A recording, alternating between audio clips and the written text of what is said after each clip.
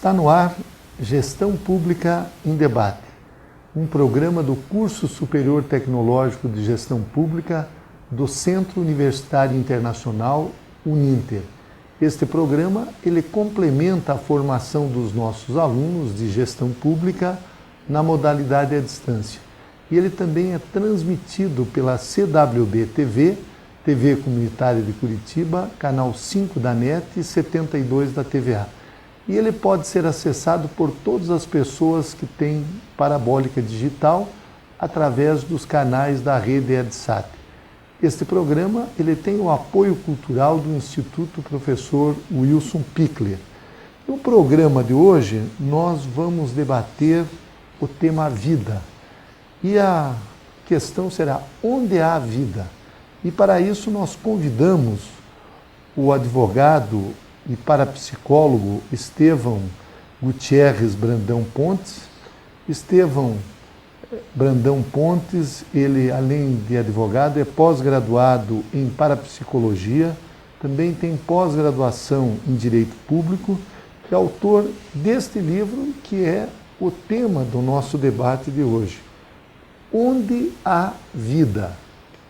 Um estudo sobre células-tronco, bebês de proveta e lei.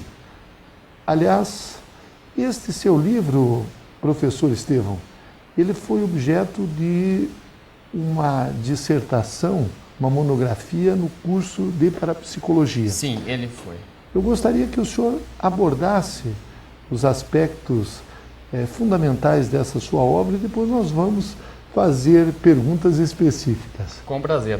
Exatamente. Ele foi a minha monografia no curso de parapsicologia nas faculdades espírita e também foi um objeto de estudo de 1 ano e meio nesse curso, não é? Eu peguei as questões onde se debateu o Supremo Tribunal Federal na DIN 3510, que falava a respeito de onde há vida, né, na questão das células-tronco e dos bebês de proveta e nas questões do embrião congelado em laboratório. Esse embrião ele é tudo feito de células-tronco. E havia a discussão nessa DIN, nessa ação direta de inconstitucionalidade, se há vida nesse embrião congelado. E a partir disso eu comecei a pesquisar toda a questão de conhecimento que eu tinha jurídica a respeito dessa questão vida, baseando-se no Código Civil, na Constituição Federal e outras leis esparsas, e também nas questões do fato da natureza vida, aonde é pesquisado por vários ramos da ciência diferentes. Professor Estevão Brandão Pontes, o embrião ele tem em torno de quantas células, basicamente? Ele está com quantos dias? O embrião, depois de 15, 14 dias mais ou menos, ele começa nessa subdivisão que há depois de 14 dias, ele é todo formado de células-tronco, mais ou menos umas 8, 9, 12 divisões, mais ou menos, e essas células-tronco eram utilizadas, ainda são utilizadas para fazer pesquisas para criar novos tecidos, porque elas são o que a gente chama de totipotentes. Elas podem dar origem a novos tecidos. Agora, depois até que eu escrevi o livro, fiquei muito feliz que um pesquisador que eu comentei no livro, que é o Shinya Yamanaka, um pesquisador japonês ortopédico, descobriu, através de células, conseguiu regredir essas células e fazer com que elas se tornem células-tronco, né? Ele ganhou o prêmio Nobel, inclusive, por isso, para fazer novos tecidos. E isso pode dar uma origem a uma infinitude de pesquisas e ajudar, inclusive, pesquisas na área cardíaca, na regeneração de órgãos. Claro que o que eu percebi nas pesquisas, e fiz entrevistas com médicos, com vários profissionais, é que são tudo perspectivas otimistas. Já há pesquisas positivas, mas há pesquisas que deram também questões que causaram tumores com células-tronco. Então, assim, são perspectivas de um futuro otimista, mas é preciso nós andarmos par e passo de uma forma madura, não com aquela expectativa muito acirrada. Estevão, em que momento, depois da fertilização, o embrião ele fica em laboratório, é no momento em que ele é introduzido digamos assim, no útero da mulher, é que passa, segundo o teu estudo, aí, a haver efetivamente a vida humana, ou antes nós já podemos dizer que existe essa vida humana da forma como nós conhecemos. Esse foi o grande debate que o Supremo Tribunal Federal discutiu, não é? Veja bem, nas minhas pesquisas só há vida após a inserção desse embrião na reprodução assistida no organismo da mulher, não é? Certo. Porque o DNA não é suficiente para formar o feto durante a gravidez. Os geneticistas que eu entrevistei e os geneticistas de uma forma geral já sabem disso. O DNA é informação, mas ele é só informação. Precisa de alguém que ative, entre aspas, essa informação. E esse alguém seria o que o Hernani Guimarães Andrade chama de modelo organizador biológico. Um ser que pensa e sente, que está em outro nível de frequência, que tem um corpo composto por átomos e que molda o feto junto com o DNA como se fosse uma forma. E isso seria a mulher? Não. Isso só acontece, essa inserção na reprodução assistida, essa conjunção, após a inserção no corpo da mulher. Em laboratório, há uma célula normal, como uma célula da pele, uma célula vegetal, animal, como se fosse qualquer tipo de célula. A vida realmente humana, na minha concepção, que é o que o direito chama de teoria concepcionista, mas a partir da concepcionista a partir da inserção no corpo da mulher. O embrião em laboratório, na minha opinião, é somente célula, mas não vida humana, inclusive como decidiu o Supremo Tribunal Federal. Porque o sistema nervoso que dá origem à vida, ele só se forma no útero, não é? Correto. Ele se forma E na sua pesquisa, professor Estevão Pontes, aonde entra a parapsicologia? Aliás, antes disso, a parapsicologia nós podemos considerar uma ciência ou ainda é uma paraciência? Uma ciência. Desde 1969, a American Association for Advancement of Science, ela aceita a parapsicologia como ciência. E desde essa época, destacando o Ryan, o Instituto Ryan nos Estados Unidos e em várias universidades do mundo, sempre ligado à questão da psiquiatria e da psicologia em várias universidades, inclusive em Northampton, na Inglaterra, aqui nas faculdades integradas espírita e em várias faculdades e universidades ao redor do mundo, a parapsicologia é pesquisada em 3 campos: na questão da educação, ministrando aulas, de pesquisa e na questão também de clínica, para atendimento de pessoas, né? Separar, por exemplo, quando acontece um caso de esquizofrenia, quando é um caso que a pessoa vê outro nível de frequência, que é o chamado mediunidade. Não há nada de paranormal, mas sim de fato da natureza comprovado. E nesse caso que nós estamos abordando aqui, a vida humana, quando ela surge, qual é o papel, como é que o senhor enquadrou, digamos assim, a sua monografia sobre a vida, células-tronco, dentro da pesquisa parapsicológica? Veja, nessa discussão, realmente, a coisa mais básica do ser humano é a vida. Foi uma discussão em que o Supremo Tribunal Federal se debateu muito. E sabendo das teses, das comprovações de que existe um ser que forma o feto junto com o DNA durante a gravidez, eu queria saber a partir de que momento este ser entra em contato com o embrião para moldar o feto. Então nós temos 5 pesquisas. A medicina chinesa e várias experiências que foram feitas com a questão da acupuntura mostram que existe um corpo energético que molda o feto junto com a gravidez. Esse corpo é pré-existente ao feto e ele serve como um mapa do feto. Isso foi feito por vários cientistas, essas pesquisas, com um elemento chamado tecnécio, e percebeu que não é a via vascular, mas sim existe uma outra via que a acupuntura também usa, os meridianos, que comprova que existe um corpo energético que molda o feto, né? As pesquisas do Dr. Ian Stevenson, psiquiatra da Universidade de Virgínia, também pesquisam que há crianças, ele pesquisou mais de 3.000 crianças durante 40 anos ao redor do mundo, e crianças que dizem que lembram de encarnações passadas. Esse corpo energético seria a alma da pessoa, ou seria o espírito? O que o senhor... Eu acho que espírito e alma são palavras muito genéricas e ligadas a uma questão religiosa, cultural, e as pessoas no meio científico automaticamente a rejeitam. Eu prefiro falar que existem seres vivos em outros níveis de frequência, seres vivos que têm o corpo composto por átomos, mas não podem ser vistos porque os sentidos humanos, audição e visão, captam um nível de frequência muito limitado. Mas quando o senhor fala de um corpo energético, seria um ser numa outra dimensão que dentro do útero ele forma o ser humano. Para acontecer a reencarnação. Todos os povos ao redor do mundo referiram-se à reencarnação como fato da natureza. Inclusive na Europa, antes da ascensão da igreja, né? Por um concílio foi decidido por uma decisão política no ano 300 depois de Cristo, de que a igreja não acreditaria mais, como o cristianismo primitivo acreditava, que existe reencarnação e que vê isso como fato da natureza. Através das pesquisas ao redor do mundo, Jan Stevenson comprovou que isto é um fato da natureza. Eu não estou aqui ligado ao espiritismo, qualquer crença que seja. O que a ciência se interessa é ver o fato da natureza e analisá-lo, não a partir de qualquer crença, qualquer dogma, qualquer religião, qualquer coisa que seja, mas sim ver como a natureza trabalha. Então, através de pesquisas, foi percebido que existe esse corpo energético pela questão da acupuntura, já verificar que existe um corpo energético que molda o feto.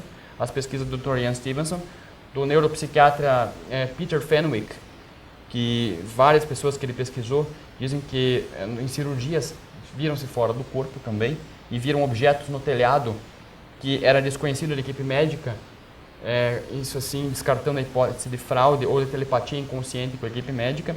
Então são vários tipos de pesquisa que se somam. A pesquisa do Hernani Guimarães Andrade e do professor Carlos Alberto Tinoco, que são reconhecidas internacionalmente.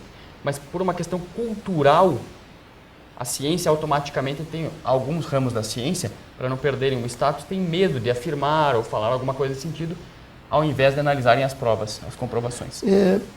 O senhor me diz uma coisa, e quando há um aborto, por exemplo, um aborto espontâneo ou mesmo um aborto provocado, o que acontece com esse corpo energético que estava moldando o feto? O senhor chegou a investigar essa área? Eu fiz entrevistas com várias pessoas que dizem que veem outros níveis de frequência, captam outros níveis de frequência, além daqueles que a audição e a visão humana captam, né? Todos sabem que o golfinho, a baleia, o cachorro, o morcego captam níveis de frequência muito além do que o ser humano capta. E existem pessoas que também captam níveis de frequência além do que o ser humano capta normalmente.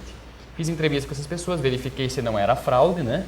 E essas pessoas me afirmaram que as experiências que elas viram com o aborto, para o ser extrafísico, o aborto é muito mais impactante. Ele é realmente impactante. Sim. Então causa um trauma naquele ser espiritual que está moldando. Isso. Até o senhor é formado em parapsicologia também, o Pickler também, e a gente sabe que pelas pesquisas, pelas entrevistas que a gente faz, realmente o aborto de forma provocada é muito mais impactante ao ser extrafísico. O senhor falou a respeito das células tronco. Então, naquele primeiro momento da fertilização in vitro, ainda não se tem, digamos, a vida humana como nós conhecemos. E agora, voltando para o lado do direito, para o direito do nascituro, ou seja, aquele que vai nascer. E aquele que vai nascer. Aliás, esse é um tema que está em debate no próprio Congresso Nacional, de se fazer uma espécie de um estatuto do nascituro. Mas hoje, pelo nosso Código Civil, pela legislação brasileira, para o direito do nascituro, aquele embrião que está lá fertilizado in vitro, ele já passa a ter direito a partir desse momento? Foi uma pesquisa justamente a partir daí que eu comecei a pesquisar, não é? Existem várias correntes, a corrente que fala, a corrente concepcionista e também uma corrente que fala natalista, né? A partir da concepção ou a partir do nascimento, onde há direitos a serem resguardados, ou a questão se ela é pessoa de direito ou não é, ou a partir de quando esse ser interage. Existem decisões do STJ que dão ao nascituro, aquele que vai nascer, uma abordagem e uma indenização em relação a dano moral por ter perdido o pai, por exemplo. O artigo 2º do Código Civil fala que é protegido o direito do nascituro e ele seria pessoa a partir do nascimento com vida, não é? E no caso específico da reprodução assistida, eu entendi pelas pesquisas que eu fiz, entrevistas que eu fiz, não só pesquisas em livro, porque a pessoa que escreve um livro só repetindo o que os outros escreveram não adianta nada, mas entrevistas que eu fiz com pessoas profissionais de várias áreas geneticistas, geneticistas, médicos, advogados, juristas e tantas outras pessoas, eu percebi que aquele ser, aquele embrião que está em laboratório, ele é somente uma célula. O ser vivo, o ser que pensa e sente e que molda o feto em outro nível de frequência, ele só a vida, só há o direito como ser humano a partir da inserção no corpo da mulher, que ele faz esse molde com o feto, com o DNA para formar o feto. Uma outra questão, Estevão Pontes, quando há alguns anos atrás surgiu aquela ovelha clonada, a Dolly, eu particularmente senti uma solidão muito grande. Nós ainda não chegamos à clonagem humana, mas nós sabemos que espécies animais estão sendo clonadas diariamente aos milhares. Eu gostaria de saber como é que o senhor abordou na sua obra a questão da clonagem. Eu abordei também a questão da clonagem, até o professor Tinoco também aborda em sua obra o modelo organizador biológico. A clonagem foi feita pela ovelha Dolly, né? Causou grande impacto na época, assim como em 1978 causou também o primeiro bebê de proveito, que foi a Louise Brown. Veja bem, a lei de biossegurança, a lei 11.105, proíbe a clonagem humana e o fim da clonagem humana. Alguns geneticistas que eu entrevistei, inclusive professores universitários, um professor universitário concluindo seu doutorado, comentou que um clone seria cópia idêntica como o gêmeo monozigótico, mas a personalidade de cada ser é diferenciada, né? Até foi, inclusive eu pesquisei num acórdão e entrei em contato com a Suprema Corte do Canadá. O acórdão, que eu traduzi inclusive para o português, prevê que é proibido para fins militares a clonagem. Nós vemos clonagem humana? Clonagem humana. Nós vimos isso em ficções científicas, exércitos de clones e tal. Então, a lei já se adiantou nesse quesito, né? E proibiu, de qualquer forma, algum tipo de clonagem, engenharia genética com fins militares. Mas me parece que, há algum tempo atrás, não lembro se foi um cientista coreano, um cientista japonês, mas lá da Ásia, ele anunciou que ele estaria fazendo uma clonagem humana. O senhor tem informações a esse respeito ou tudo não passou, digamos, de notícia? Veja, a clonagem humana, ela é proibida, né? Ela é proibida. Esse acórdão canadense que eu verifiquei proibiu a clonagem humana, e a lei de biossegurança também a proíbe, a lei 11.105 de 2005. Né? Mas tem alguns países ouvi falar isso em relação a um país da Ásia, mas parece que não teve um fundamento, né? O que é ciência? Ciência é aquilo que você chega no mesmo resultado em vários locais diferentes. Tendo esse mesmo resultado, você faz uma pesquisa que é publicada e sempre deve ser criticada por outros cientistas, né? Por outros pesquisadores. Para ela ter uma aceitação, várias pessoas têm que chegar ao mesmo resultado. Me parece que se num país isolado ele chegou a um resultado, mas outros ainda não chegaram, há de se analisar a pesquisa desse senhor para ver se realmente ela tem fundamento. Mas agora, perguntando ao senhor como pesquisador, como cientista, alguém que se debruçou sobre esse tema, isso é uma questão de tempo, a clonagem humana para a humanidade. Ou se já clonamos várias espécies de animais, qual é a sua opinião a esse respeito? Aí que está a questão. As pessoas falam realmente que é uma questão de tempo. Eu pesquisei até, e existem pesquisadores japoneses que tentam fazer um cabrito fora do útero desde a década de 60, fazer uma gestação num útero artificial. Eles não têm tido sucesso com isso, né? Com esse tipo de gestação. E a clonagem humana, veja bem, não é só a questão científica que tem que ser abordada, mas a questão ética. É possível? Será que não dará, como a lei fala, inclusive, o acórdão canadense e a lei de biossegurança, dará origem a aberrações? Aí entra também a questão da ética científica e da ética médica, né, como prevê a questão médica federal. Mas tem pesquisas nesse campo que eles estão criando proteína animal, ou seja, carne, sem criar um animal, sei lá, uma vaca, um boi. Estão essas pesquisas e até onde o senhor avançou em relação a isso? Essas pesquisas de criar alimentação sem um animal prévio, a gente acompanhou pela imprensa e vamos ver o que dá, se eles realmente querem solucionar a questão de fome, e se isso vai ter uma consequência de saúde para o futuro, né? Será que daqui a 10, 20 anos isso será uma alimentação saudável? Será que isso, por exemplo, não gerará outro tipo de doença? O que eu percebo, Dr. Jorge, que assim, há uma euforia muito grande pela parte da mídia em relação às células-tronco, tudo resolve. Eu acho que é possível a gente fazer pesquisas, né, como por exemplo o Hospital Pelé Pequeno Príncipe fez em Curitiba a respeito de células-tronco, paraplegia e tal, mas não criar uma expectativa de que tudo vai resolver, porque assim, até alguns pesquisadores que eu verifiquei falaram que uma determinada experiência com células-tronco causou tumores, né? Correto. Então assim, nós temos que ser esperançosos, mas temos que ter o pé no chão também.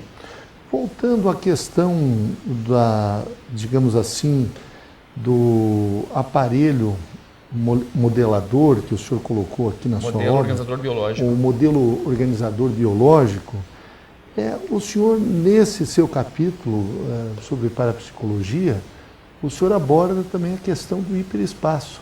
Eu gostaria que o senhor explicasse o que é hiperespaço e o que a ciência entende por hiperespaço. Hiperespaço é uma abordagem que o Dr. Hernani Guimarães Andrade faz em suas obras. Veja bem, os sentidos humanos, audição e visão, captam um nível muito limitado de frequências. Como eu disse, vários animais, o golfinho, a baleia, o cachorro, o morcego, captam níveis de frequência muito além do que o ser humano capta. Então, existem seres vivos em outros níveis de frequência, seres vivos que nós não vemos, mas que convivem e interagem conosco. Isso é um fato da natureza. Isso não tem nada de sobrenatural, nada de fora da natureza. Pelo contrário, ele faz parte do processo natural, faz parte da natureza, né? Então, cunhou-se esse nome de hiperespaço, onde... Seria uma quarta dimensão? Uma outras quarta dimensões? dimensão. O Zollner também, nessas obras dele, fazem essa abordagem. Veja bem, nós temos que passar por um trauma cultural.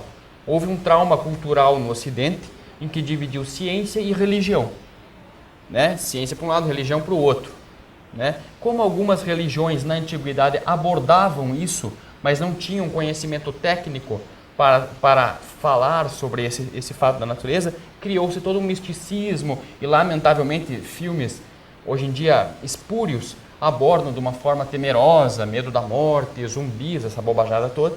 Isso afasta as pessoas e cria crendices sobre esse fato da natureza. E automaticamente, quando você fala, algumas pessoas, para não perderem o status que alcançaram no mundo científico, dizem refutar sem analisar as provas. Como eu disse aqui, eu não quero afirmar o que doutrina nenhuma fala. A ciência não trabalha assim. Eu quero afirmar um fato da natureza, que né, aqui no Ocidente houve esse trauma cultural, que ciência foi a descobridora da verdade e religião é utilizada muitas vezes como técnica de manipulação de massa, através de dogmas, crenças, utilizados para manipular a população, né? Agora, que é diferente do sentimento religioso, que é muito bonito. Agora, mas de acordo com essa teoria, posso assim afirmar, que o senhor está nos colocando aqui, professor Estevão Pontes, então, se esses seres que habitam em outros ambientes, eles necessariamente não precisam do ambiente terrestre para eles se desenvolverem, já que são seres espirituais, seria mais ou menos isso, poderiam estar em outras dimensões, inclusive em outros planetas? Sim, inclusive em outros planetas, muito bem. Inclusive o que a gente vê na vida prática é que todos os reinos da natureza eles se interagem. Assim como o reino vegetal, animal, mineral, todos eles se interagem, né?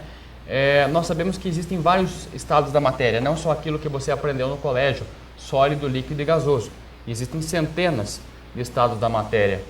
Inclusive o plasma eletromagnético, que é um estado da matéria, que um aparelho chamado Stellarator produz nos Estados Unidos, é um dos estados da matéria e quem sabe no futuro podemos ter esse aparelho produzindo aparelhos para captar esses níveis de frequência mais sutis e que esses aparelhos se popularizem como são populares hoje o rádio e a TV. Você falou uma coisa muito inteligente. Quando a NASA manda essas sondas espaciais para o espaço, eles querem achar vida. Mas uma coisa muito curiosa, isso é positivo. Eles querem achar vida como isso aqui. Vida composta de aminoácidos, proteínas, DNA. Quem disse que não existe vida em outro nível de frequência? Vida que esses aparelhos não captam ou não estão adaptados a captar. Me parece que esses aparelhos que estão nessas sondas, eles só procuram a vida com base no carbono, que é a vida, como o senhor disse, que nós temos aqui. É uma coisa muito curiosa, é positivo, mas também é engraçado você mandar um aparelho para o espaço, mas você tem que achar a vida como você concebe que é vida. Quem disse que não existe vida em outros níveis de frequência, não é? Mas esse tipo de vida ainda a ciência não conseguiu comprovar.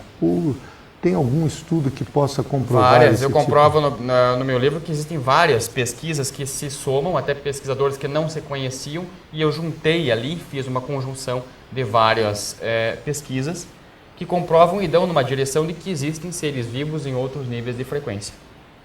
E o senhor teria algum tipo de exemplo, assim, professor Estevão, desse tipo de ser? Seriam... quem estuda parapsicologia, ele apresenta, digamos, certos fenômenos, vê certos fenômenos ou observa certos fenômenos, mas alguém tira uma fotografia e ali aparece um ser num outro nível. É possível isso? É possível, tem as pesquisas com transcomunicação, a que vários pesquisadores se debruçam, né? E essas pesquisas com transcomunicação são populares no mundo todo.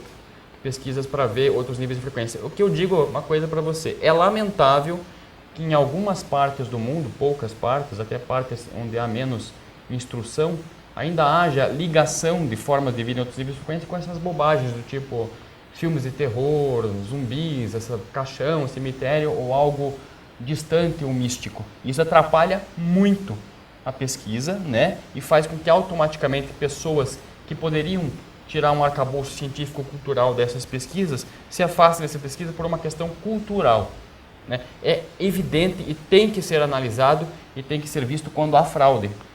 Isso tem que ser visto e tem que ser refutado.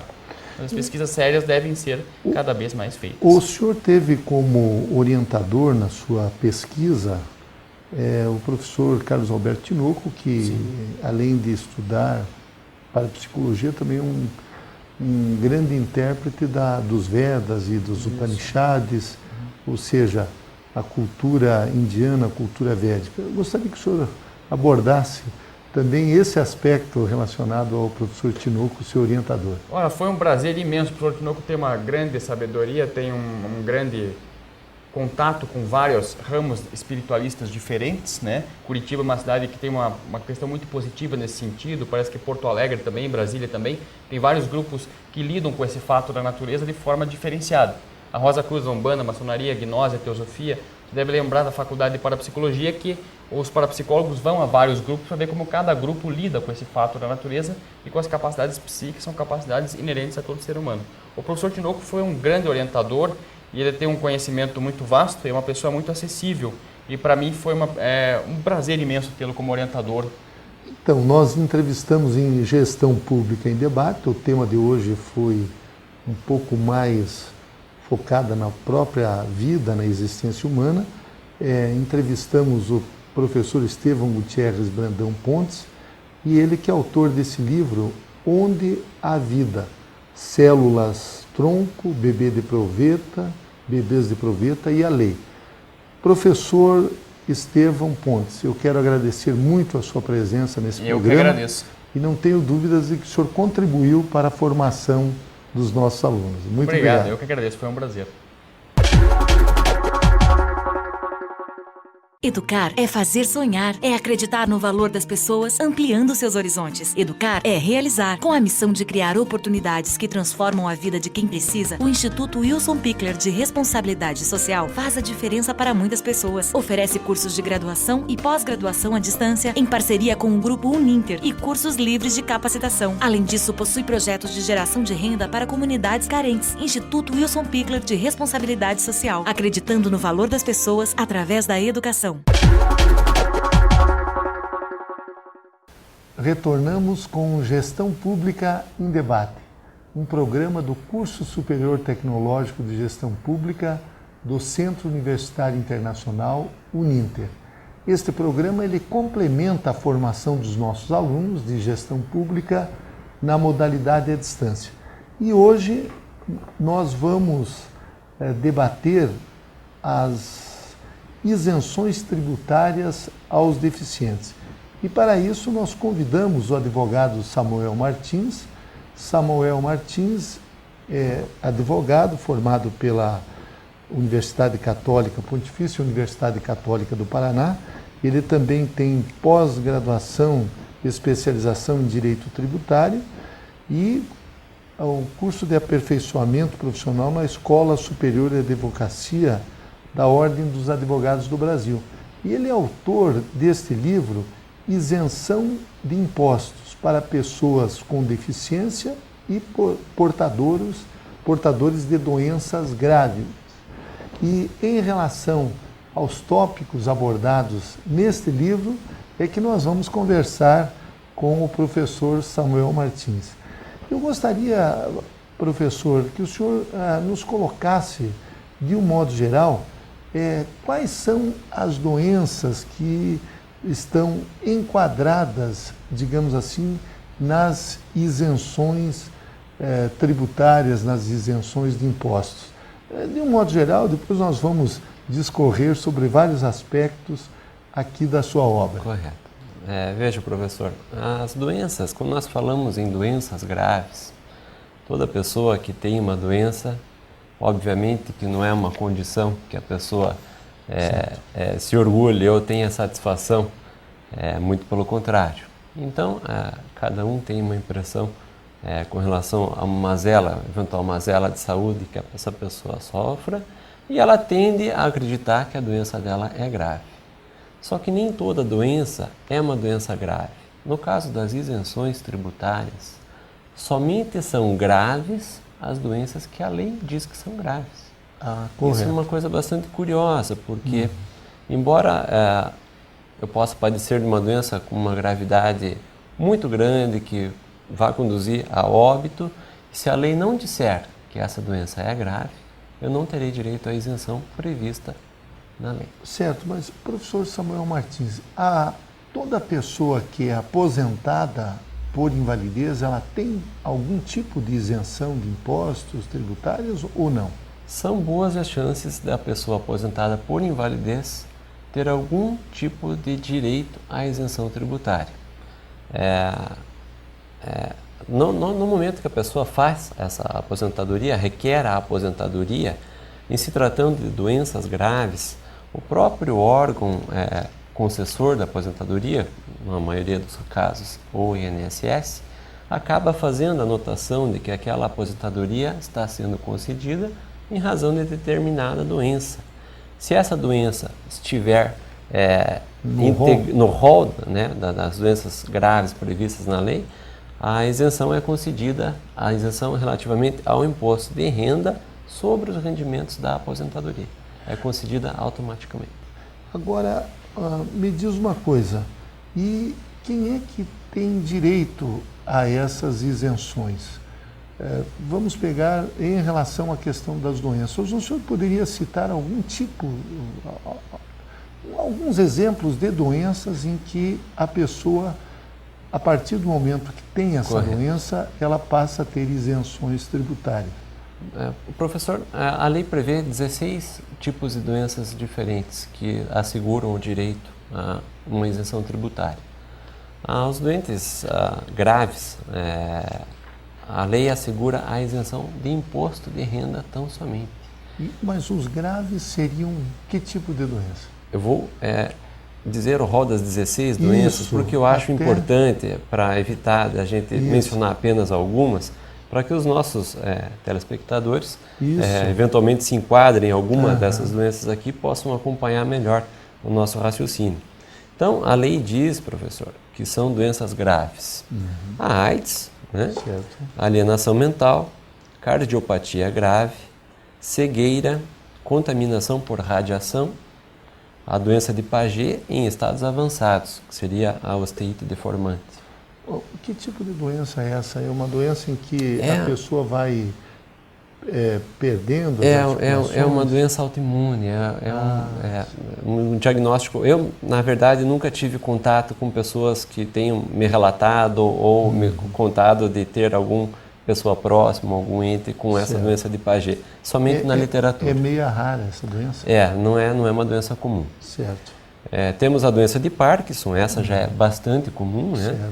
A esclerose múltipla, a espondiloartrose anquilosante, fibrose cística, hanseníase, nefropatia e hepatopatia, desde que sejam graves, a neoplasia maligna, que seria o câncer, né? Exato, e a paralisia irreversível e incapacitante, além da tuberculose ativa. Me chama a atenção a tuberculose ativa, porque quando eu passei a estudar a respeito dessas isenções, eu imaginei, se tratando de uma legislação antiga, falei, nossa, a tuberculose ainda é elencada como uma doença grave, é uma doença que nós já não ouvimos mais hoje.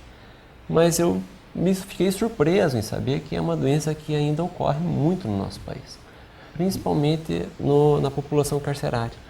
Não que essa população tenha o direito a esse tipo de isenção. Obviamente que tem, mas acabam não se enquadrando na condição legal para que gozem da isenção.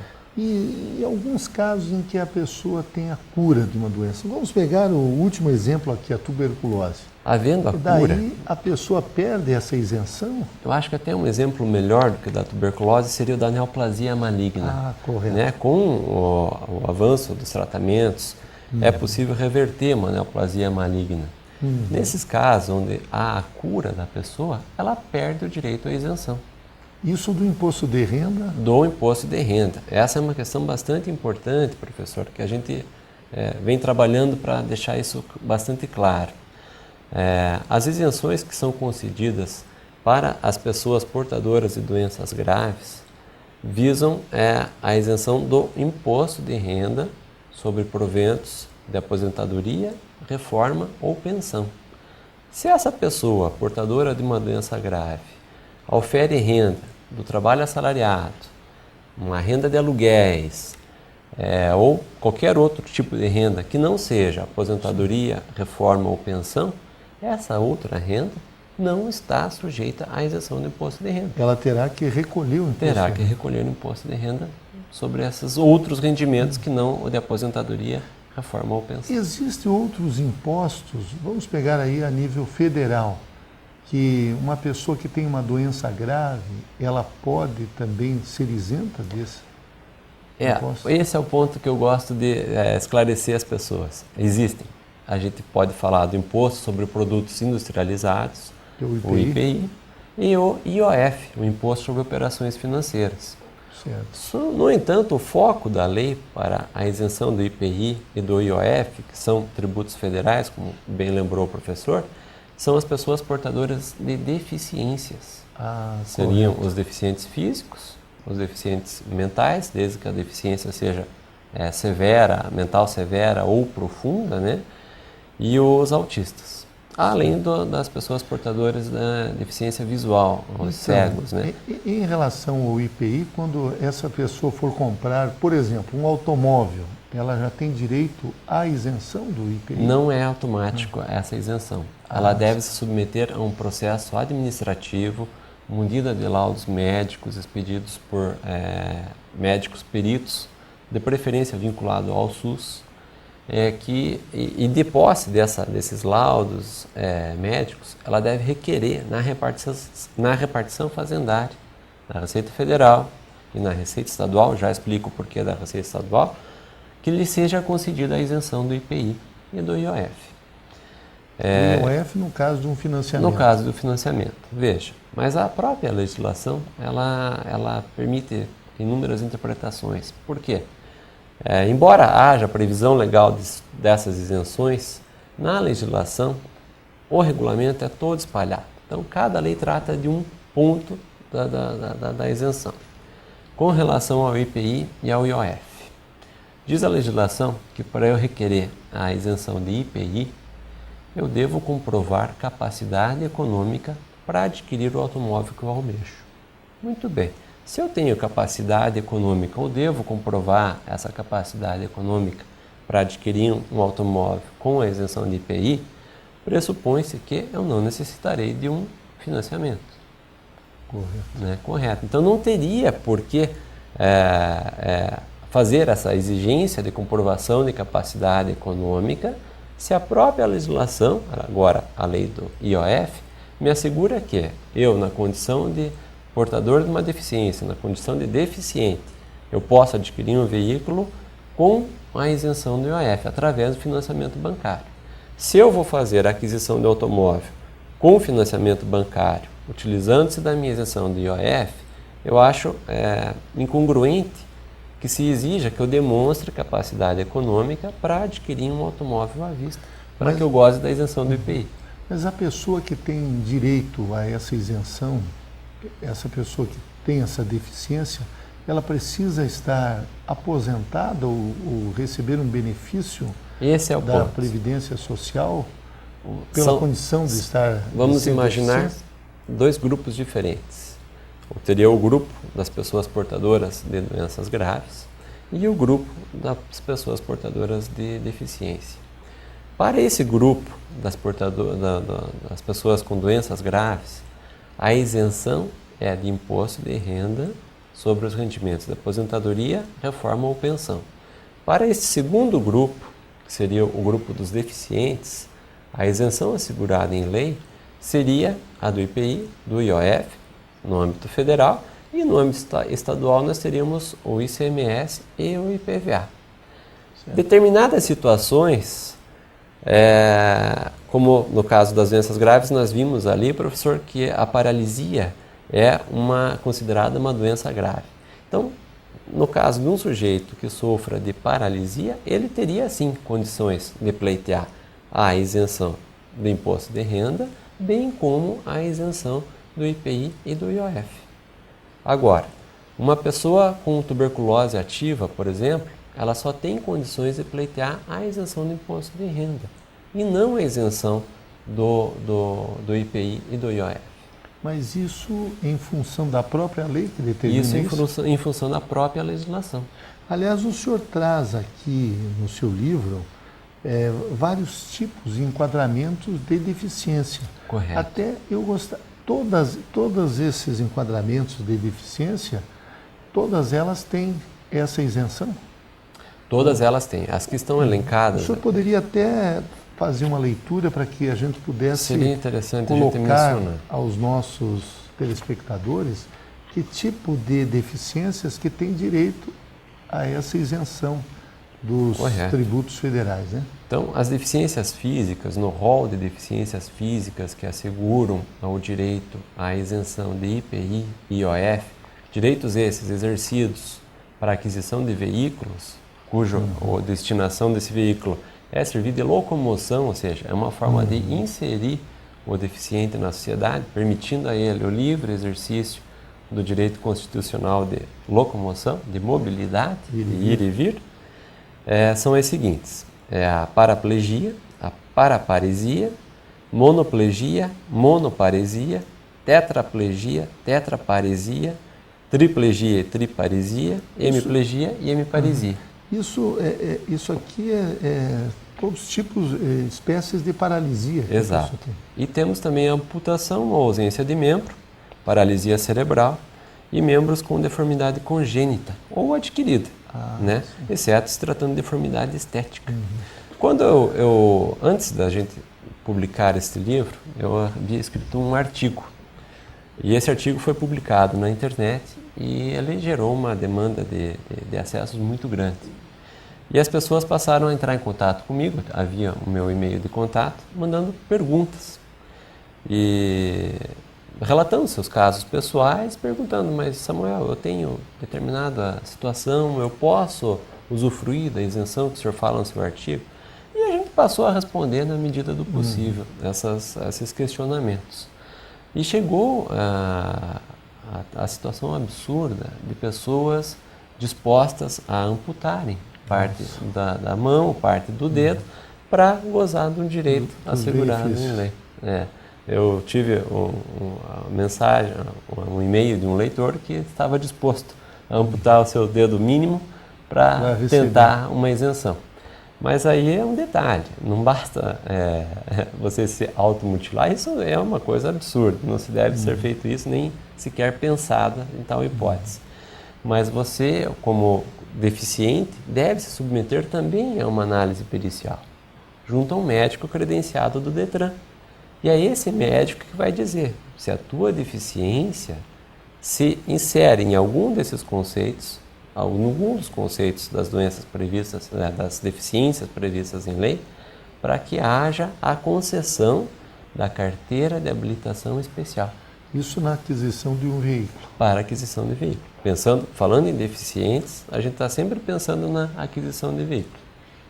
Agora, por exemplo, a pessoa que tem uma deficiência visual, uma deficiência auditiva, até que grau dessa deficiência ela pode gozar de uma isenção tributária de impostos? São parâmetros médicos, a capacidade visual e a capacidade auditiva, né? São determinados em normas infralegais, ou seja, não está na lei, são regulamentos da lei que determinam quais são os níveis de decibéis ou qual o percentual de acuidade visual que a pessoa tem que ter para que ela seja considerada deficiente.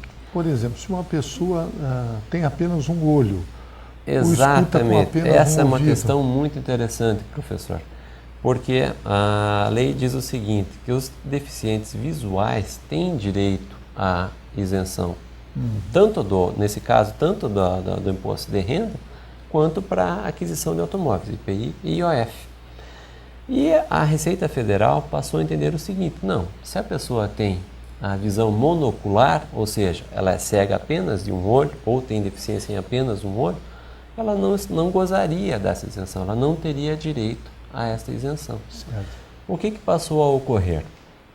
Essas pessoas portadoras de visão monocular passaram a recorrer ao judiciário e a falar, mas juiz, eu sou um deficiente visual, não nos dois olhos, mas em apenas um dos olhos eu tenho deficiência. E qual foi a posição dos nossos tribunais? Se a lei não estipulou que a cegueira ou a deficiência visual tenha que ser plena, total, não há porquê o órgão administrativo, no caso a Receita Federal, dizer que se a visão é monocular, ele não tem direito à isenção. Então hoje, muito embora na maioria dos casos o portador de deficiência de visão monocular ainda tenha que recorrer ao judiciário, já está bem pacificada a questão de que a visão monocular assegura o direito à isenção. E em relação à deficiência auditiva, a pessoa escuta apenas de um ouvido. Nesse caso, não teria direito à isenção? Não teria direito à isenção. Nesse caso, não teria direito. Agora, e em relação aos benefícios do INSS? Ou seja, nós sabemos também que a pessoa que tem ou uma deficiência, mais especificamente uma doença grave, ela tem direito ao auxílio-doença, ou até a aposentadoria em razão dessa doença, né? Certo. Aí depende de qual foi o motivo que levou ela ao afastamento do mercado de trabalho. Pela concessão do auxílio-doença, ou, melhor dizendo, pela aposentadoria em razão de uma doença. Se essa doença que levou a pessoa a ser aposentada estiver incluída no rol daquelas 16 doenças que nós falamos no início da nossa conversa, com toda certeza ela estará isenta do pagamento do imposto de renda sobre os seus proventos de aposentadoria. E isso é automático? O INSS já... Pelo INSS, sim, é automático. A pessoa não precisa fazer a declaração, ou quando ela for fazer a declaração, ela já coloca como isento? O próprio médico perito do INSS, ele informa ao órgão pagador, no caso o próprio INSS, né, de que aquela aposentadoria está sendo concedida em razão de uma doença e que essa doença é uma doença grave, assim prevista em lei, e que, portanto, o provento de aposentadoria não estará sujeito à retenção do imposto de renda na fonte. Então, o órgão previdenciário deixa de reter na fonte. E no momento de se fazer a declaração de ajuste anual, a declaração de rendimentos, a pessoa basta informar que ela é isenta em razão de uma doença grave. Agora, professor, e quando a pessoa tem esse direito e ela não consegue demonstrar isso administrativamente para os órgãos da administração pública? O senhor citou o caso aqui da Receita Federal. A única alternativa, a única saída é o judiciário, ou tem uma outra alternativa que você possa... Não há alternativa, professor. Se a pessoa não consegue obter o reconhecimento do seu direito nos órgãos administrativos, ela deve sim recorrer ao Poder Judiciário. Mas aí teria que ser... Existe alguma vara específica, o juizado de pequenas especial, ou tem que ser mesmo as varas normais? As varas normais. Para os tributos federais, ele deve recorrer na Justiça Federal. Em se tratando de tributos estaduais, a discussão pode ser na Justiça Estadual. vai de cada profissional. Recentemente a gente acaba tendo contato com colegas que acabam recepcionando clientes com doenças ou deficiências, e muitas vezes eles me perguntam, mas Dr. Samuel, que tipo de ação eu devo fazer? Então, cada caso, não há uma ação certa, não, você deve fazer determinada ação ou outra ação, porque essa é melhor do que aquela. Depende do caso. Exato. E em relação às pessoas que têm insuficiência renal, o senhor citou que é uma das doenças graves. Por exemplo, a pessoa está fazendo hemodiálise. Correto. O simples fato dela estar fazendo hemodiálise, ela já se enquadra nessas isenções? Ou ainda não? O simples fato da hemodiálise, a pessoa ter que se sujeitar a uma hemodiálise, não a habilita a pleitear a isenção. É necessário que a nefropatia, ou seja, a doença renal, seja grave, seja crônica. Né? E como que ela vai descobrir isso? Conversando com o seu médico. Né? Que, com base em parâmetros médicos, de acordo com o diagnóstico daquele paciente, o médico terá condições de avaliar se aquela doença é crônica ou não. E vamos imaginar uma situação em que a pessoa pagou. Ela pode, o imposto de renda no caso, Correto. Ela pode pedir a restituição desses valores que ela contribuiu e depois comprovou que ela tinha uma doença grave naquele período em que ela fez a contribuição, ou não? Pode sim, professor, mas existe uma necessidade.